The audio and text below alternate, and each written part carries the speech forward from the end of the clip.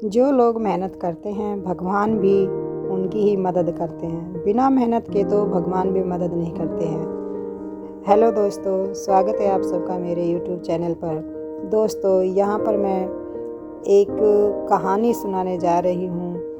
दोस्तों, जो लोग मेहनत करते हैं भगवान हमेशा उनकी मदद करते हैं, लेकिन कुछ लोग कहते हैं कि भगवान हमारी मदद कर देंगे और वो कोई मेहनत करना ही नहीं चाहते हैं।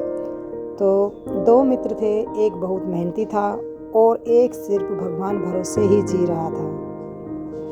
तो दोस्तों, अगर ये कहानी आपने नहीं सुनी है तो कहानी को लास्ट तक ज़रूर सुनिएगा, क्योंकि जब तक हम कहानी को पूरी नहीं सुनते हैं हम नहीं समझ पाते हैं। महाभारत में श्री कृष्ण ने युद्ध की शुरुआत में पांडवों से कहा था कि सिर्फ मेरे साथ होने से आप युद्ध नहीं जीत सकते हैं। इसके लिए आपको पूरी शक्ति के साथ युद्ध करना होगा, क्योंकि कर्म किए बिना सफलता नहीं मिलती है। दोस्तों, ये कहानी बहुत ही अच्छी है, तो प्लीज़ आपसे मेरी रिक्वेस्ट है कि कहानी को आधा अधूरा मत छोड़िएगा। एक दोस्त बहुत ही मेहनती था और एक सिर्फ भगवान के भरोसे जी रहा था। वह दिन भर पूजा करता था। दोनों ने मिलकर खेती के लिए ज़मीन खरीदी। मेहनती व्यक्ति खेत में दिन भर मेहनत करता था और दूसरा दोस्त दिन भर पूजा करता और प्रार्थना करता कि उनकी फसल अच्छी हो जाए। काफ़ी समय तक ऐसा ही चलता रहा। उनके खेत में फसल तैयार हो गई। मेहनती व्यक्ति ने पूरी फसल काटी तो पूजा करने वाला मित्र बोला कि इसमें से आधा हिस्सा उसका है। मेहनती व्यक्ति ने कहा कि भाई, तूने तो एक दिन भी खेत में काम नहीं किया, तो तेरा इसमें हिस्सा कैसे हो सकता है। दोनों के बीच वाद विवाद बढ़ गया।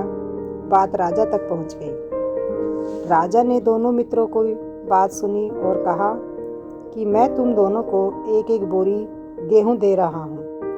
कल जो व्यक्ति पूरे गेहूं साफ करके ले आएगा वही इस फसल का मालिक होगा। दोनों दोस्त अपनी अपनी बोरी लेकर घर पहुँच गए।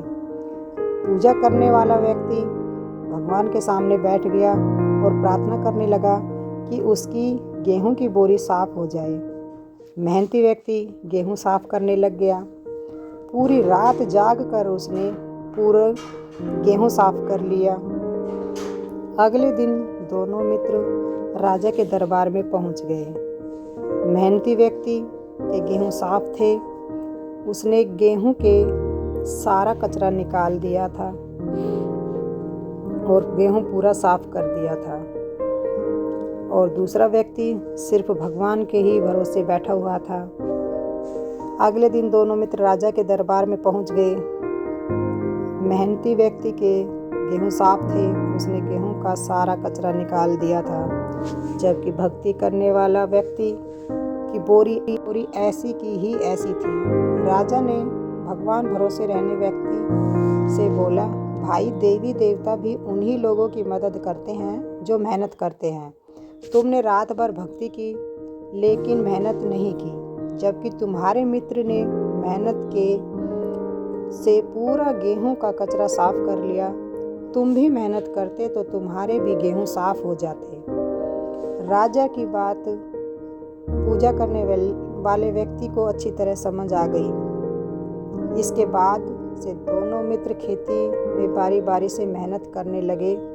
दोनों की मेहनत से उनकी फसल काफ़ी अच्छी हो गई। इसलिए कहा जाता है कि जो लोग मेहनत करते हैं भगवान भी उन्हीं की मदद करते हैं, क्योंकि बिना मेहनत के तो भगवान भी मदद नहीं करते हैं।